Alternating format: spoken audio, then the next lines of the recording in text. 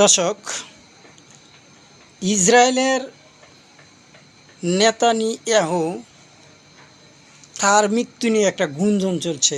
সেটা বাস্তবতা আমরা যতটুকু যদি বিশ্লেষণা করি সেই ক্ষেত্রে বোঝা যাচ্ছে যে সে যদি আত্মগোপনও থাকে, নিরাপত্তার জন্যও থাকে, কিন্তু তার লোকেশন ট্র্যাক করার জন্যে হয়তো নিরাপত্তার জন্য থাকতে পারে, কিন্তু বেশিরভাগ সম্ভাবনা সে মারা গেছে। কারণ কী জন্যে, সে যদি নিরাপত্তাভাবেও থাকে সে ভিডিও আকার করে কিন্তু সেটা প্রচার করতে পারে, কিন্তু জনসম্মুখে একদম খোলামেলাতে না আসলেও তার সেফটির জায়গা থেকে কিন্তু করতে পারে, করে সেটা পাঠাতে পারে, কিন্তু তাও করছে না।